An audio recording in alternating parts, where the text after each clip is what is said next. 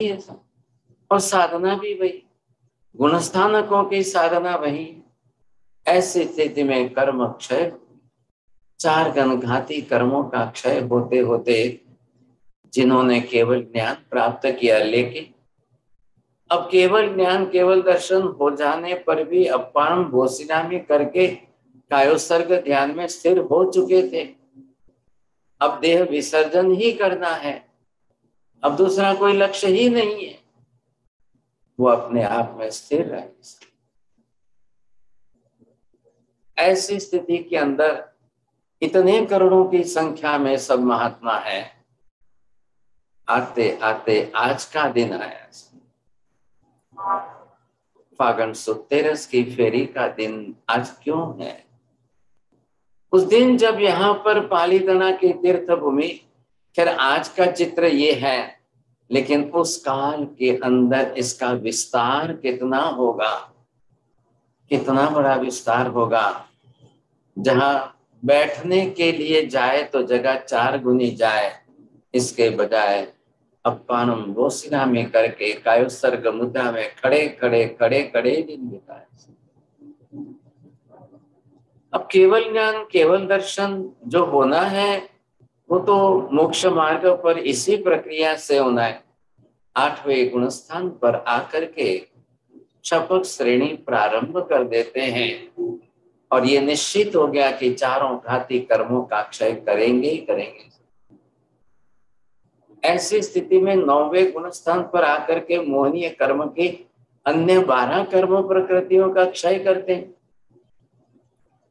इसके अंदर 3 वेद मोहनीय की है, 6 नौकसाय की हास्यादि है और क्रोध मान माया लोभ की संज्वलन की 3, ये 12 कर्म प्रकृतियों का क्षय करके आत्मा 10वें गुणस्थान पर आखिरी आती है और सूक्ष्म संप्राय लोभ का उसका भी क्षय करके सीधे 12वें गुणस्थान पर वीतरागी बन जाती है।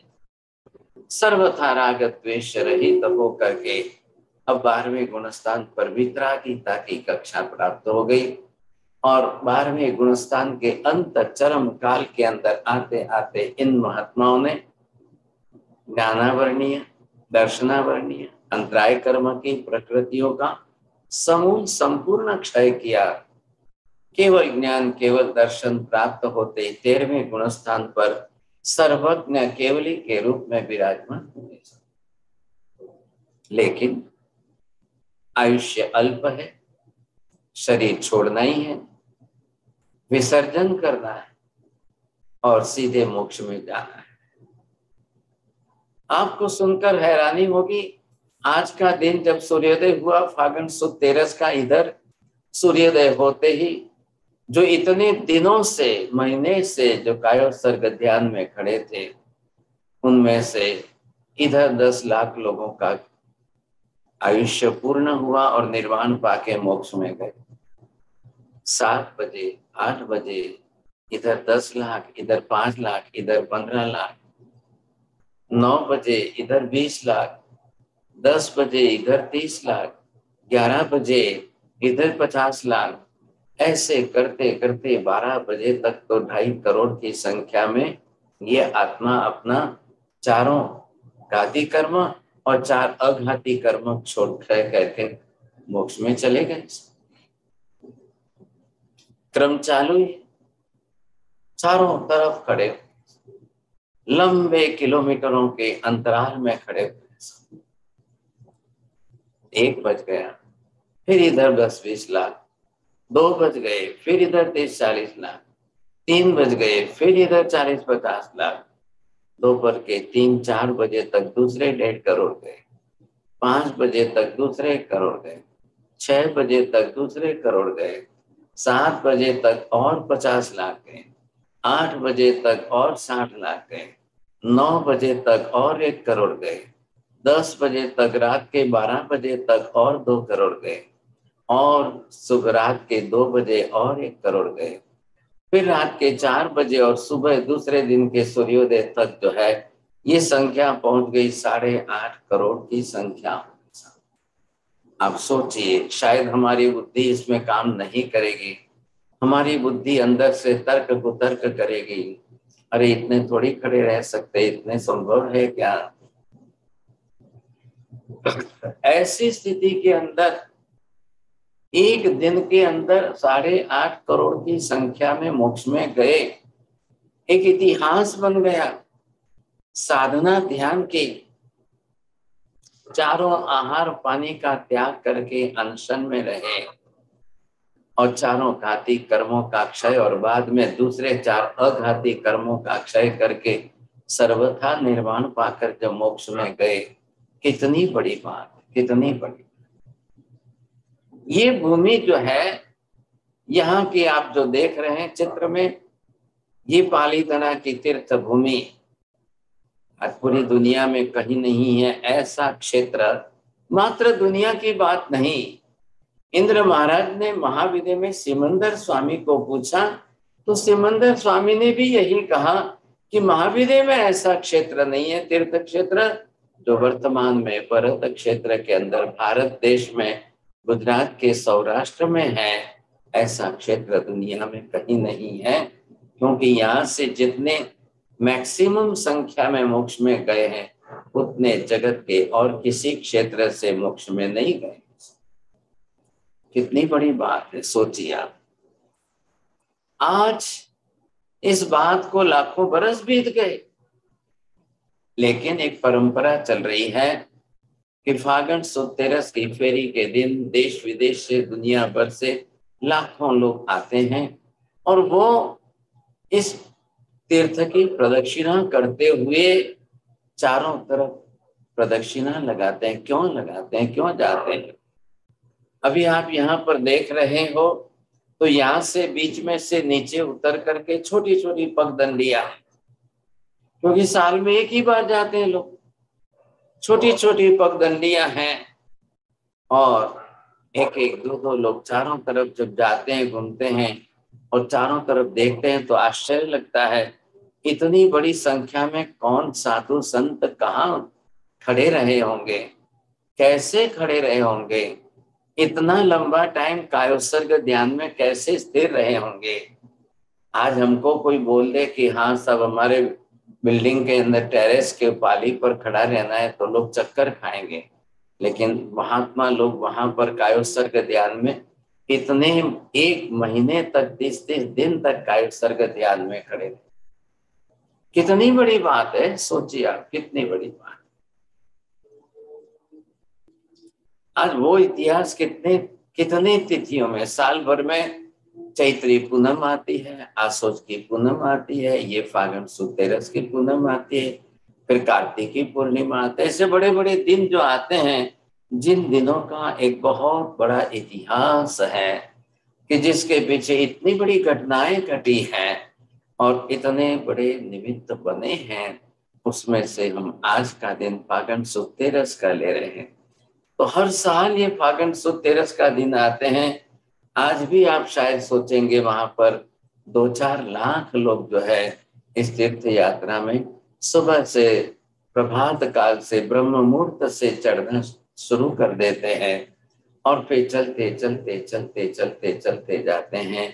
फिर ऊपर पहुंच करके वहां से प्रदक्षिणा देते हुए जब पीछे की तरफ जाते हैं तो वहां एक चंदन तलावड़ी है, जिसको आज हम नाम देते हैं, एक तालाब जैसा पहाड़ी के ऊपर बना हुआ है और उसके उधर और उधर 2 देरियां बनी हुई है जिसमें शाम और प्रद्युम्न महात्मा की मूर्तियां लगी हुई हैं। उनके भी दर्शन करते हैं क्योंकि आज उनकी विशेष भक्ति पूजा का दिन है, तो उनका स्मरण किया जाता है। उनका बड़ा पवित्र पावन स्मरण होता है कि इतने महात्मा यहाँ पर कैसे ध्यान साधना में रहे, कैसे कायोत्सर्ग के अंदर रहे और किस तरह से अनशन व्रत करके सब कुछ त्याग करके कैसे ध्यान में रहकर कर्म क्षय किया। एक प्रत्यक्ष दृष्टांत हमारे सामने है। इसलिए आज एक पवित्र दिन है तो यहाँ पर हम स्मरण कर रहे हैं। अब जिस तरह से अभी आज के दिन 2-4-5 लाख लोग जो है वहां पर तीर्थ यात्रा करने चढ़ते हैं और लगभग ये यात्रा फेरी प्रदक्षिणा करते हैं। गुजराती भाषा में इस प्रदक्षिणा शब्द का अर्थ है फेरी, मतलब ऐसे चारों तरफ प्रदक्षिणा देते हुए घूमना है। और लगभग लगभग शाम हो जाती है, तब 4 बजे तरफ उतरते हैं दूसरी तरफ। तो वहां पर मुंबई से, अहमदाबाद से और चारों तरफ से कई शहरों से भाविक लोग भक्ति करने के लिए पहुंचते हैं और वहां पर पाल बांधे जाते हैं। तो कोई अपनी तरह से जो लाए हो विनती करते हैं कि आप इतनी यात्रा करके पधारे हो, हमें इस भक्ति का लाभ दीजिए। तो लोग वहां पर सबको भक्ति का लाभ देते हैं और अपने यात्रा की पूर्णाहुति करके, पारना करके फिर घर आते हैं। और फिर दूसरे दिन या रात को या कल दूसरे दिन सुबह तो निकल करके अब चारों तरफ अपने अपने घरों तरफ पहुंच भी जाएंगे साहब। ये थोड़ा सा वर्णन आज मैंने जरूर किया है आपको। मैं निवेदन करना चाहता हूँ प्रत्येक जैन को प्रति वर्ष जो है ऐसे पावन तीर्थों की यात्रा अवश्य करनी चाहिए।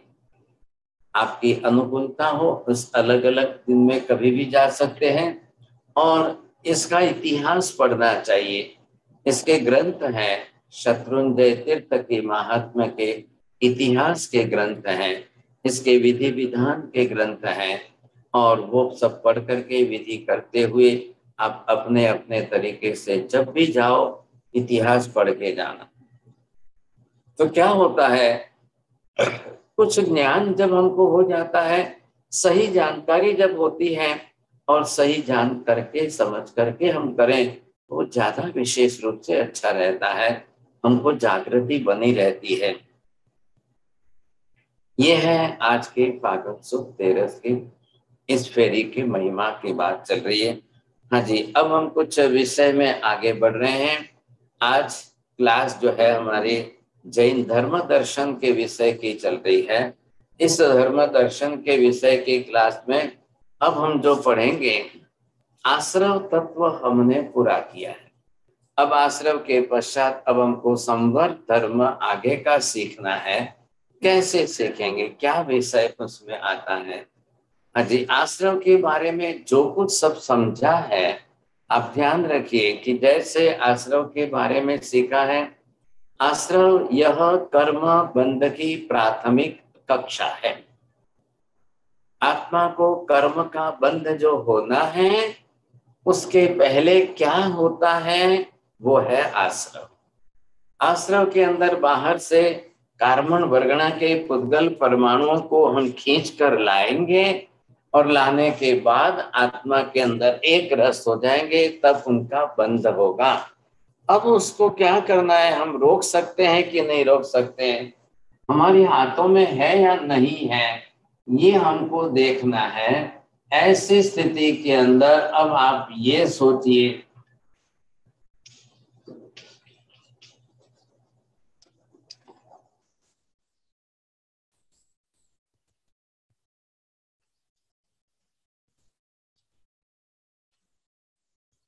बात ये है कि आत्मा के अंदर कैसे जो है बंध होता था, अब किस तरह से बंध जो भी होता है संक्रमित करता था।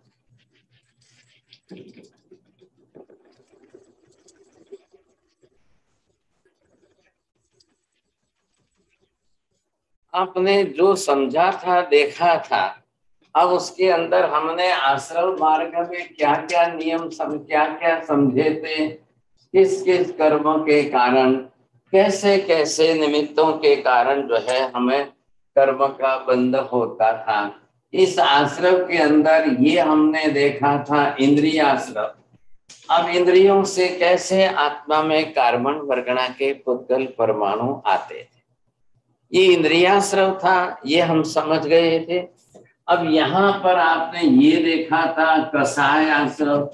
अब इस तरीके से यहाँ से भी कार्बन वर्गणा के पुद्गल परमाणु आत्मा में आते ही थे, समझेंगे। अब इधर आपने आगे चलकर देखा अमृताश्रव।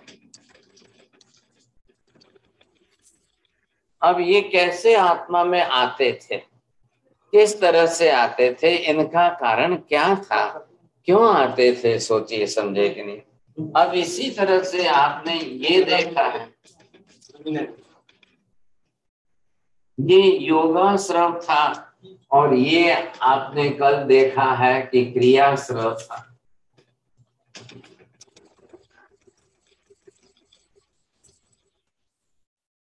हाँ जी, अब इनके भेद प्रभेदों के बारे में थोड़ा सा आप बोल सकेंगे? बोलिए साहब। आशा बहन, मैं लिखूं यहाँ पर कितना हुआ है? इंद्रिया श्रव के मार्ग में 5 इंद्रिया श्रव का आश्रव था। कसाय आश्रव के अंदर कितने थे? मूल में 4 कसाय है। अब इनको बढ़ाएंगे तब इनके विस्तार में भेद होंगे। अब इधर अव्रताश्रव ये 5 प्रकार का होता है। इधर आपने देखा योगाश्रव 3 प्रकार का है। और क्रियाश्रव जो है ये कितने प्रकार का है? हाँ जी, अब आप देखिए कितने भेद हो गए साहब? अंशाबेन कितना भेद थया?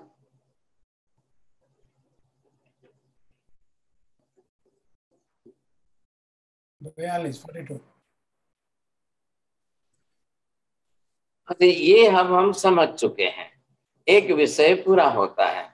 अब आज जो हमें दूसरा विषय आगे का शुरू करना है, आप इनको रोक सकते हो। आप बिल्कुल इनको रोक सकते हो। है आपके पास में ये क्षमता है कि आप इनको रोक सको। अब ये बात जरूर हमारे पास होनी चाहिए। आप इनको जब रोक सकते हो तो निश्चित समझिए, अब ये रोकने की क्रिया का नाम है संवर। जो जो आश्रम के मार्ग हैं, जिन जिन रास्तों से बाहर से कार्बन वर्गणा के पुद्गल परमाणु आत्मा में आते हैं, अब उनको रोकना है। जिसको जिसको रोकना चाहो, जितने प्रमाण में आप रोक सको। बारिश आ रही है और हमारे घर में पानी आ रहा है, बाहर आंधी तूफान चल रहा है, हमारे घर में धूल मिट्टी आकर के भर रही है। कहाँ रोक सकते हैं हम? इस दिशा से पश्चिम दिशा से आ रहे हैं, पहले इधर के खिड़की दरवाजे बंद करो। अगर आंधी तूफान दक्षिण से आ रहा है तो उधर से बंद करो। अगर पूर्व से आ रहा है तो पूर्व की दिशा के दरवाजे बंद करो। आखिर कहीं ना कहीं हमको बंद करना पड़ेगा। नहीं करेंगे तो पानी आ जाएगा, घर में सब भीग जाएगा। इधर से नहीं बंद करेंगे, धूल मिट्टी आएगी, सब घर भर जाएगा शांत। तो ये हम जो बंद करने की बात कर रहे हैं तो वो है संवर। आप इधर से चल करके ये भी बंद करो। इंद्रियाश्रव को बंद करने का रास्ता, कसाय आश्रव को बंद करने का कोई रास्ता, ये अव्रताश्रव को बंद करने का कोई रास्ता, इधर से आपके योगाश्रव का मार्ग बंद करने का कोई रास्ता आपको अपनाना पड़ेगा। जितनी सबसे बड़ी बात 25 क्रिया की है, इनका भी कोई ना कोई उपाय करके हमको करनी पड़ेगी साहब। अब ये जब आप कर दे जाओगे तो ये जो है जिसको हम बोल रहे हैं बंद करने का रास्ता, वो जो है संवर का मार्ग है।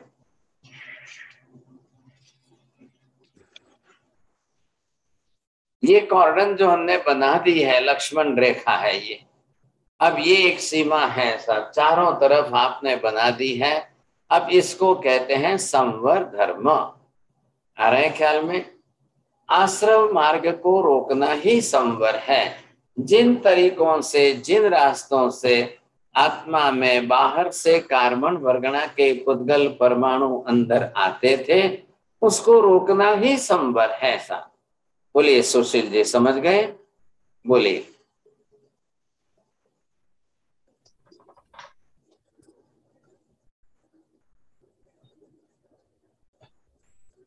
संवर वास्तव वास्तव में लक्ष्मण रेखा है, जिससे बाहर से कार्बन वर्गणा के परमाणु हमारी आत्मा को टच ना कर सके। बोलिए कानन बहन, अच्छी लैंग्वेज में। सर, संवर एक ऐसी लक्ष्मण रेखा, आश्रय वो है जहाँ जब कार्बन वर्गणा, एक सेकंड सॉरी, संवर मतलब वो दरवाजे को बंद करना है जहां से कार्बन वर्गणा के परमाणु पुद्गल आत्मा की तरफ खींचे चले आते हैं। वो एक टाइम की लक्ष्मण रेखा है जो आश्रव को बंद कर देती है। आश्रम से आने वाली कार्बन वर्गना के पुद्गल परमाणुओं को रोकना, अंदर आत्मा में न आने देना, उसके लिए आत्मा को जो भी कुछ करना पड़े वो है संवर है। हम बच जाएंगे साहब, छोटी सी बात है ना। अगर बाहर आंधी तूफान है, बारिश हो रही है, अब बच्चे को तो खेलने का मन हो जाए, लेकिन मम्मी जो है बच्चे को बंद रोक करके घर में बंद करके रखे, दरवाजे बंद कर दे, लॉक लगा दे, उसको जाने ही ना दे बाहर, हो गई बात पूरी। अब बच्चे का मन चाहे कितना भी हो, कैसा भी हो, लेकिन अब उसे बाहर जाने थे तो रोकना है, नहीं तो इतने आंधी तूफान में, इतनी बारिश में कितना बड़ा नुकसान हो सकता है। वैसी प्रक्रिया है। अब ये हमको रोकना है अपने आप को, तो ये करना ही पड़ेगा साहब। जो हमने बताया कि जितने 42 रास्ते आश्रम के थे, तो यहाँ 57 मार्ग जो है वो है संवर धर्म के हैं। अब इतने रास्ते हमने निकाले हैं कि जिन रास्ते से हम इन सब आश्रमों को रोक सकते हैं। तो सर्वज्ञ केवल ज्ञानी तीर्थंकर भगवंतों ने मोक्षगामी आत्माओं को पाप कर्म से बचाने के लिए ऐसी सुंदर तत्व व्यवस्था, धर्म व्यवस्था जो की है, बहुत बहुत मतलब बेमिसाल है। दुनिया का कोई धर्म नहीं कर सका है साहब। आप देखिए और तुलना करेंगे, आपकी दुनिया में, दुनिया के सभी धर्म आपकी आंखों के सामने हैं, आप सभी देख ही रहे हो, लेकिन ये जो आधार बनाया है, अब ये किसका काम है? ऐसी धर्म व्यवस्था करने का काम ही केवल ज्ञानी का, दूसरे नहीं कर सकते हैं। अब जो वर्गणाओं को देखे, कार्बन वर्गना के पुद्गल परमाणुओं को देखे, आत्मा को, आत्मा में आने वाली आश्रव की प्रक्रिया को, आत्मा में आने वाले कार्बन वर्गना के पुद्गल परमाणुओं को, और फिर आत्मा में आकर के आत्मा प्रदेशों के साथ बंध होकर एक रस हो जाए। ये सारी प्रक्रिया जिन्होंने देखी है, जो अच्छी तरह से देख पाते हैं, समझ पाते हैं, अब उन्होंने ही, ऐसे केवल ज्ञानी तीर्थंकरों ने अब जगत के जीवों को बचाने के लिए, उनकी रक्षा करने के लिए ये संवर धर्म की व्यवस्था की है। देखिए, भगवान तो जानते थे भाई मैं भी तो आखिर शरीर में हूं ना, आज नहीं तो कल एक दिन मेरा भी तो निर्वाण ही होने वाला है, मोक्ष में चला जाऊंगा। महावीर स्वामी जानते थे मेरा 72 वर्ष का आयुष्य है और 30 वर्ष तक मेरे पास काल है, मैं केवल ज्ञान से देशना दे सकता हूँ, और तत्पश्चात भगवान भी तो निर्वाण प्राप्त करके मोक्ष में चले जाएंगे। लेकिन भगवान ने ये भी तो केवल ज्ञान से देखा है, मेरे मोक्ष में जाने के बाद भी 21,000 बरस तक पंचम काल के कलयुग में करोड़ों करोड़ों अरबों खरबों लोग बारी बारी से जन्म तो लेंगे ही लेंगे, संसार तो चलेगा ही चलेगा, संसार में तो आएंगे ही आएंगे लोग। ये कोई संसार तो कोई बंद होता ही नहीं है साहब, कोई जन्म मरण की प्रक्रिया तो कभी बंद होती ही नहीं है। भगवान ने अपना कर्तव्य समझ करके अपना आयुष्य पूरा होने के पहले जगत के जीवों के लिए धर्म उपदेश दे कर गए, धर्म समझा करके गए, धर्म बता करके गए।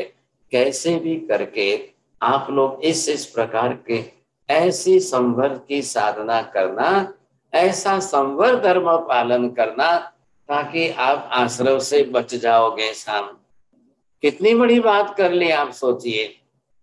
दुनिया में क्यों नहीं है, दुनिया में कई भक्त भगवान को बुलाते रहते हैं, भगवान आओ हमको बचाओ, भगवान आओ हमारी रक्षा करो, भगवान आओ हमको बचाओ, हमारी रक्षा करो। लेकिन महावीर ने यहाँ पर कह दिया है, आप खुद ही अपनी आत्मा को पाप से बचाओ। महावीर स्वामी आप मोक्ष में से आने वाले नहीं है। 2400 भगवान जो मोक्ष में चले गए वो कोई वापिस आने वाले नहीं है।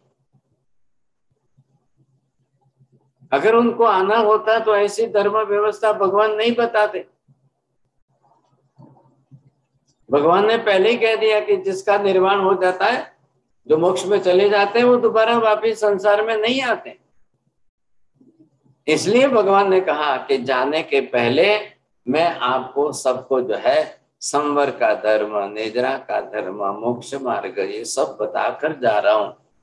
मेरी कमी आपको कहीं नहीं खलेगी।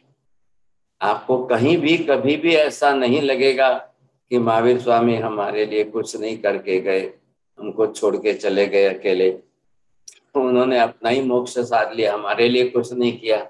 ये शब्द हम कभी भी नहीं बोल सकते हैं। उन्होंने अपना पूरा कर्तव्य निभाया, सब कुछ हमारे लिए व्यवस्था करके गए, क्योंकि केवल ज्ञान, केवल दर्शन था। वो भविष्य के लाखों करोड़ों वर्षों के बाद की सारी परिस्थितियां जान सकते थे, देख सकते थे। हर आत्मा की सारी परिस्थितियां जानते देखते थे, इसलिए बरोबर जो है ये धर्म व्यवस्था करके गए। अब इसमें संवर तत्व, ये 9 तत्व के अंदर एक संवर तत्व, हम इसको तत्व भी कह सकते हैं, हम संवर को धर्म भी कह सकते हैं। तत्व इसलिए कहना है कि तत्व ज्ञान का विषय है, हमको समझना है, जानना है, लेकिन धर्म इसलिए कहा है कि प्रैक्टिकल लाइफ में इसका आचरण करना है। इंद्रियों से आश्रव होगा आप रोक सकोगे, कसायों से आश्रव होगा वही रोक सकोगे। आप पहले ध्यान से समझिए, आत्मा को बाहर से कार्बन वर्गणा के पुद्गल परमाणु आ जाए, आत्मा पर कर्म बंद हो जाए और बाद में उसको निकालना या क्षय करना, वो कितना कठिन होगा। बेटर ये है कि पहले हम आते ही रोक दें, समझेंगे, बहुत बड़ी समझदारी होगी। ये देखिए कपड़ा सफेद है ऐसा, अब आप मुझे बताइए क्या करूं मैं, ये कपड़ा सफेद है, अब कपड़ा मैला होने के बाद में धोऊं कि कपड़ा मैला होने से मैं बचाऊं। एक बाद की क्रिया है, एक पहले की क्रिया है। अगर मैं पहले ही समझदारी का उपयोग करके जैसे तैसे गंदा न करूं, खराब न करूं, तो मैं इस कपड़े को 2 दिन ज्यादा चला सकता हूं। ठीक वैसे ही अपनी आत्मा को भी सो, मैं अगर इन सब आश्रमों की क्रिया प्रवृत्ति में लगा रहूंगा, भले ही 42 प्रकार के जितने बताए इन सबके डिटेल में मैं अगर आश्रव प्रवृत्ति करता रहूंगा तो कर्म बनता रहूंगा। अब वो कर्म बंध जाने के बाद अब मैं उसको जो है बाहर निकालूं, कार्बन वर्गणा को फिर से अब कसाय का आश्रव लूं या अवृत का लूं, तो इसके अपेक्षा बेटर है कि मैं पहले इनको बाहर से आते ही रोक लूं ना, ताकि मुझे बाद में निजरा धर्म करने की और 10 गुनी डबल मेहनत तो ना पड़े। इसलिए पहला तरीका ये बताया है संवर धर्म।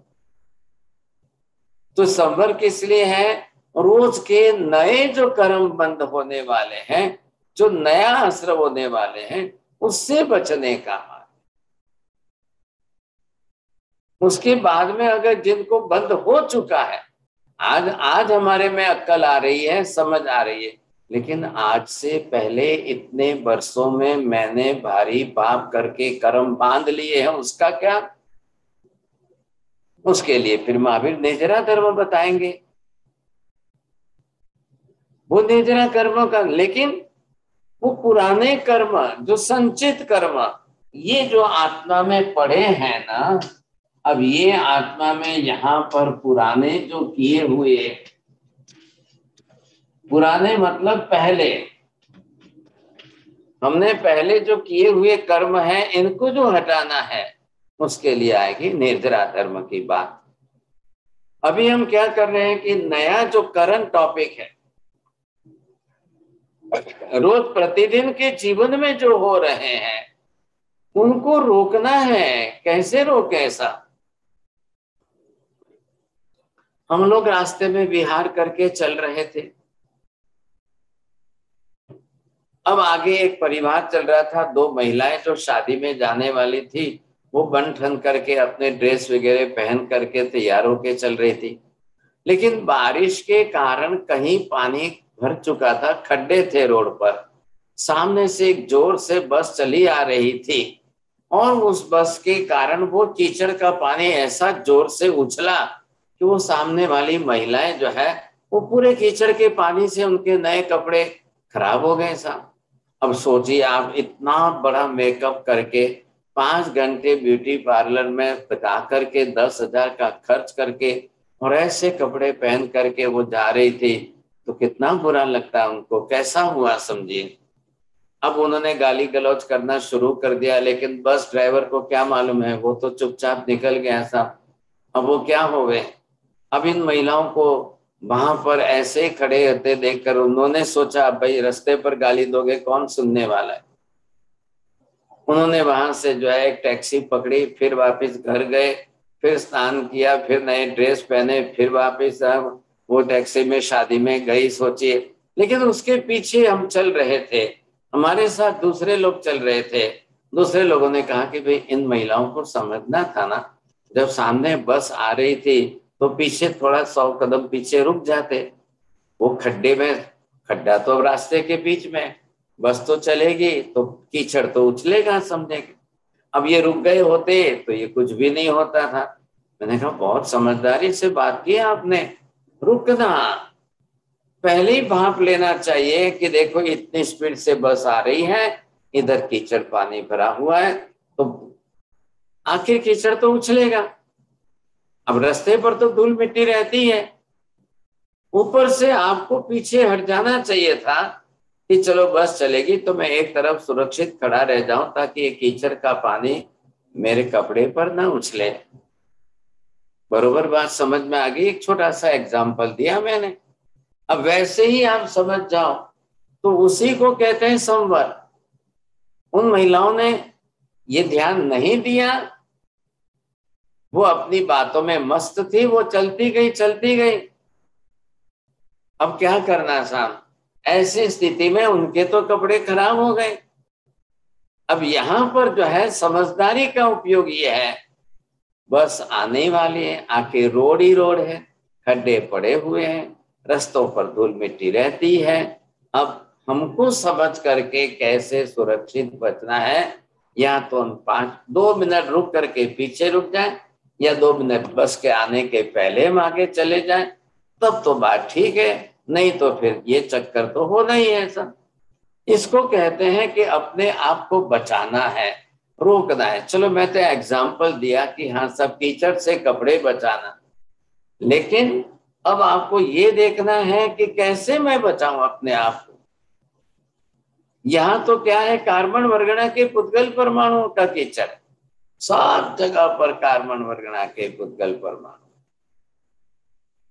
अब वो रोज आते हैं, इंद्रिय कसाय अव्यय जोगा पंच चौ पंच तिन्नी कम्मा क्रियाओं पणवीसम इमाओ ताव अनुकमसो। इंद्रियाश्रव, कसायाश्रव, अव्रताश्रव, योगाश्रव और क्रियाश्रव, मन वचन काया के योग है। इधर इंद्रियां हैं, इधर कसाया भी है। ये रोज जीवन का व्यवहार बन चुका है, लोग इसी के आदी बन चुके हैं।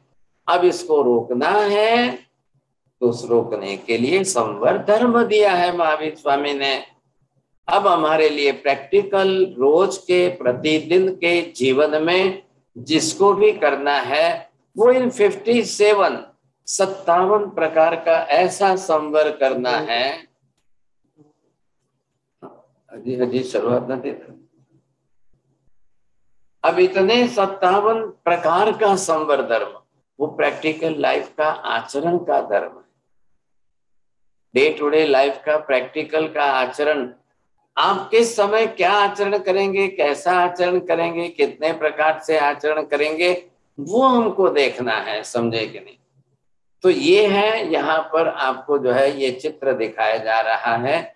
ये सारे प्रकार के साथ सभी चित्र बताएंगे, और चित्र के अंदर थोड़ा विस्तार से है। ये आपको ग्रुप में या आपको स्क्रीन पर दिखा रहे हैं, लेकिन बाद में भेज देंगे तो डिटेल में सबके पास पहुंच भी जाएगा, और हम इसका प्रतिदिन जो है वर्णन करेंगे। चलेगा 1 महीने 2 महीने इनकी क्लासें चलेगी, और इनके सब भेद हम समझेंगे, तो सबको इसी में आगे आचरण करने का धर्म। आखिर किसको क्या करना है, किसको कौन सा ज्यादा करना है, किसको कौन सा धर्म ज्यादा पसंद है, ये सब प्रकार आ गए पूरे। और ये सब आपको भेज रहे हैं यहाँ पर। एक चित्र में आपको सभी मिल जाएंगे। अब 1 महीने 2 महीने तक आपको यही समझना है, विषय यही चलने वाला है। इसलिए अच्छी तरह से आप रोज इसको पढ़ लेंगे, देख लेंगे, याद भी कर सके हैं, और थोड़ी समझ इसके साथ और बढ़ जाएगी, समझेंगे नहीं तो आपको ये ख्याल में आ जाएंगे, समझेंगे। अब अच्छा है, जैन धर्म का पूरा विषय इसमें आएगा। धर्म क्या कहते हैं, धर्म नाम क्या चीज है, वो आपको सब इसमें समझने में मिल जाएगी। सोचिए, तो ये जो है कि हम अगर इसी को थोड़ा विस्तार से समझेंगे, कल हमको प्रैक्टिकल लाइफ में क्या करना है, हमारे जीवन व्यवहार में कल क्या आएगा, कैसे आएगा, हम करेंगे तो क्या करेंगे। क्योंकि आप चाहे दुनिया के किसी कोने में बैठे हो, उससे मतलब नहीं है। हम एक आत्मा हैं, हम भी संसार में जीवन जी रहे हैं, देहधारी शरीरधारी जीव हैं, हम संसार के व्यवहार में हैं। तो इन आश्रमों के 42 प्रकारों में से रोज देख लीजिए, एक आराधक साधक को रात को बिस्तर में सोने के पहले इन 42 में से अपना खुद समझ करके निर्णय कर लेना चाहिए, आज मैंने कौन सा आश्रव सेवन किया है, आज मुझे किस आश्रव के मार्ग से कार्बन वर्गणा के पुद्गल परमाणु मेरे में आए हैं। अब ये आप समझ लेंगे, अब उसकी क्षमापना करेंगे, पश्चाताप करेंगे, प्रायश्चित करेंगे, आप बच जाओगे, आप बच जाओगे अच्छी तरह से। अब आज के बाद जो हम संवर की साधना का धर्म समझेंगे, वो भी आपको समझ लेना है। ऐसा आपको बरोबर अच्छी तरह से ख्याल आ जाएगा, आखिर संवर धर्म क्या है, कैसा है। अब इसके 57 प्रकार समझ करके आप प्रतिदिन अपनी आत्मा से पूछेंगे, आज मैंने इन 57 में से कौन सा किया, आज प्रैक्टिकल लाइफ मैंने कौन सा आचरण में लाया। बस इतनी सी बात हमको पूछनी है आत्मा के साथ। आश्रम मार्ग फिर उसके साथ में बंध आएगा, वो भी हम समझेंगे, लेकिन पहले रोकने की प्रक्रिया समझ लें। दोनों में से एक है, बंध का भी है, मैं बंध का भी समझाने जाऊं, लेकिन पहले सोचा कि भाई आश्रम के निमित्त आ गए ताकि इनको रोकने के लिए संवर धर्म बहुत अच्छा रहेगा, पहले ये समझ लो। बाद में तो आश्रम के बाद तो तुरंत कर्म का बंध तो होना ही होना है, वो तो निश्चित रूप से होना है। तो कहाँ बच सकते हम, ये पहले हमें देखना है। बस बात इतनी सी है। आज ये समय बहुत जल्दी हो रहा है, पूछिए साहब, किसी को प्रश्न है तो पूछ लीजिए। महाराज साहब, आश्रम के 42 भेद, तो समर के 57 भेद कैसे हो गए? हाँ, अभी आपको बड़े व्यापारी है ना आप, संख्या के रूप से कोई जरूरी नहीं है कि एक के लिए एक ही होना चाहिए। संवर और ज्यादा प्रकार का बड़ा धर्म है, काफी प्रकार से बड़ा धर्म है, ताकि आप और कई प्रकारों से रोक सकते हो, समझे कि नहीं। आपके पास जो है एक ताले की कितनी चाबियां हो सकती है? मैक्सिमम 8-10 भी होती है। ओ हो, 8-10 होती है। अब हाँ। आपका घर है, आपके घर में लॉक कितने हैं? 10 घर के लॉक। हमारे हमारे जो स्थानक है, उसकी चाबियां कम से कम 15 एक एक ताले की। एक एक ताबे की 15 चाबियां, चलो 1000 अगर में 10 ताले हो तो फिर 150 चाबियां हो गई। अब ताले आप तीन ही है। वही तो बोल रहे हैं, बराबर बोल रहे आप ताले बाहर तीन। पूछते हो कि 10 ताले हैं तो 150 साल चाबियां क्यों जरूरी है साहब। एक एक को एक सेट दी ये हुई है। बात यहाँ पर भी है, यहाँ पर भी हम समझे, ख्याल आ जाएगा आपको। हाँ जी, अमन जी बोलिए। मेरा ये प्रश्न था कि जो आश्रम के कारण 42 बताए, वही बंद के कारण होंगे ना? हाँ, मेरा ये प्रश्न था।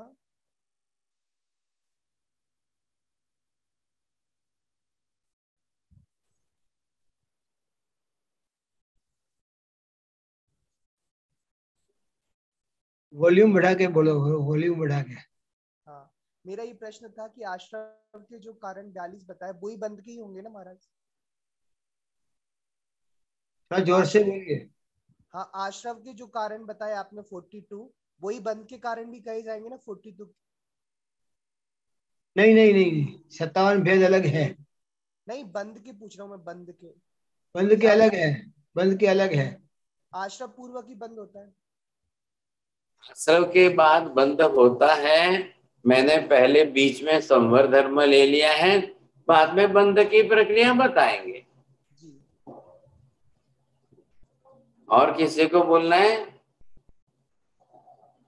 प्रीति बेन राम भैया, आप बहुत दिनों से आ रहे हैं और जरा थोड़ा सा प्रैक्टिस कर लेना ये, क्योंकि आप वीडियो में नहीं आते थे और अब बहुत दिनों से आए हैं, तो फिर आपको थोड़ा सा स्पेलिंग, प्रोनाउंसिएशन, करेक्शन कर लेना पहले। जी महाराज से बच्चा में टुकड़ा। कानन बेन बोलो जल्दी। सर आप पचखांड देने की कृपा करेंगे? जरूर। सर मुझे लाइफ टाइम मैगी ना खाने के पचखांड लेने हैं। नमोरियंतानं धारणा विग्रहं पचखाय अनर्थना भोजनम ससाकारणं महत्तराकारणं सर्वस्वमय भौत्याकारणं भो सिरे धर्मना। चलो, आज इन्होंने अभी संवर धर्म शुरू कर लिया है। एक व्रत का मतलब ये जो देखिए कौन सा था, इधर आपने देखा, थोड़ा सा ख्याल आ जाएगा। ये जो था अव्रत धर्म। अभी अव्रत में क्या था? पहला प्राणातिपात, जिसको हम कहते हैं जीव हिंसा। मैगी के अंदर शार्डई की मछलियों की हिंसा है, पिग की हिंसा है, बहुत ज्यादा बड़ी संख्या में जीवों की हिंसा है। इन्होंने आज जीवन भर का पचखांड लेकर के संवर कर लिया, एक रास्ता बंद कर लिया। आप सभी लोगों को मैं ये निवेदन करना चाहता हूं कि आप सभी कानन बेन की खूब खूब अनुमोदना करिए। एक श्राविका बन रही है व्रत पचखांड लेकर के, आप सब इनकी अनुमोदना करिए। और जिनकी जिनकी भावना इच्छा हो जाए तो जरूर आप पचखांड करिए। संवर धर्म पचखांड से शुरू होगा। संवर गुरुदेव, जो चीजें प्रयोग ही कभी ना करी हो, प्रयोग करने योग्य हो, उनका पचखांड भी करना पड़ेगा फिर। बहुत जरूरी है साहब। गुरुदेव, ऐसी तो लिस्ट बनानी बड़ी मुश्किल है। आप बिल्कुल बनाइए ना, लिस्ट बनाइए साहब, ऐसा नहीं है। लेकिन यहाँ पर क्या नियम दे दिया है? प्राणातिपात, जीव की हिंसा जिसमें हो रही है। कितने जीव? पंचेंद्रिय जीवों की हिंसा। शारदाई में तो समुद्र की मछलियां ही है, और वो भी लाखों मछलियों का कचुम्बर बनता है, ग्राइंडिंग होती है मिक्सर में, तब जाकर के उसकी मैगी बनती है। अब आपको तो सबको लिस्ट करना ही पड़ेगा। अभी ये 42 बेल थे, उसमें से एक ही प्राणातिपात का आश्रम, एक रास्ता भी तो पहला, उसको इन्होंने जो है पचखांड से बंद कर लिया। तो कोई छोटी बात थोड़ी है साहब। और ये तो कानन बेन कोई बुजुर्ग, बहुत बड़ी उम्र के 80-90 साल की उम्र की नहीं है साहब। क्या लाया? अब इन्होंने पचखांड किया तो इनके घर में बच्चों को भी खाने का बंद होगा, घर में ही नहीं आने देगी साहब। जो समझदारी से जो कोई कर रहा है पचखांड तो बड़ी बात है। धर्म तो संवर से ही शुरू होगा। तो क्या होगा? सब नहीं खाएगी तो दुनिया में खाने की तो 1000 चीजें, और वो तो खुद ही एक महिला अपने हाथ से 10 चीजें बनाकर और ज्यादा अच्छी खा सकती है। ये मैगी वगैरह तो रास्ते का कचरा है, जंक फूड तो सारे रास्ते के कचरे हैं। लेकिन इनको कचरे के रूप में हम अलग से आरोग्य की दृष्टि से देखें। पहले तो आत्मा में इतने पंचेंद्रिय जीवों की हिंसा का और कर्म बंध, उस दृष्टि से देख करके पचखांड करके रोकना, ये बहुत बड़ी समझदारी है साहब। आप सभी भाग्यशाली जितने भी हैं, देखिए इन क्लास के अंदर जुड़ने वाले आप सब जो है परिवार है एक अभ्यास करते हुए। तो एक छोटी उम्र की श्राविका है Meena ji, she is very small then you and she had taken this पचखांड, तो you should think over it. अब जैसे जैसे संवर धर्म की बात और आगे बढ़ेगी तो आप सभी सोचना। और जो हमारी सैटरडे संडे की क्लासें जो अभी सम्यक दर्शन की थी वो पूरी हो गई, और अब जो है आगे 5वें गुणस्थान का क्लास चलेगी, आत्मा के विकास की, श्रावक जीवन की। तो योगानुयोग मैच हो रहा है, इधर संवर धर्म, इधर 5वां गुणस्थान, इधर देश वृत्ति जीवन, इधर श्रावक जीवन की बात आएगी। तो आप सभी अपनी अपनी तरह से कॉपी पेन लेकर बैठिए, लिस्ट बनाइए जिसको जिसको जिस विषय का पचखान लेना है बहुत अच्छी तरह से आप ले सकोगे। कल फागुन चौमासी है, एक नया चातुर्मास शुरू हो जाएगा कल से, तो आप भी अपनी अपनी तरफ से जिनको भी भावना है पचखान लेते चलना सब। अभी हमें भी दीजिए गुरुदेव, हम दोनों मैगी हाँ जी, मैगी के पचखान है। देखिए कानंदन के निमित्त औरों की भावना हो रही है। उमेश जी ले लो, हाथ जोड़ लो बरोबर। अन्य लोगों से विनती करता हूँ अगर वो कोई ले सकता तो।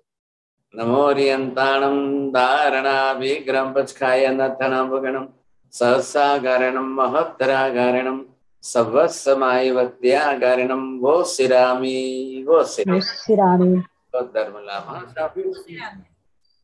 नमो रियंताणं नमो सिद्धाणं नमो आर्याणं नमो वज्रायाणं नमो लोहे सर्वसाहुनं एषो पंच नमोकारो सर्वपापप्रणाशनं मंगलानं च सर्वेशं परमं हवै मंगलम्। मंगलं भगवान् वीरो मंगलं गौतम प्रभु मंगलं स्थूलिभद्राद्या जैन धर्मोऽस्तु मंगलम्।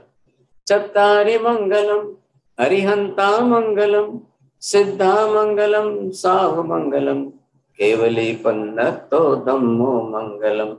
चत्तारि लोकोत्तम अरिहंता लोकोत्तम सिद्धा लोकोत्तम साहु लोकोत्तम केवली पन्नतो धम्मो लोकोत्तम।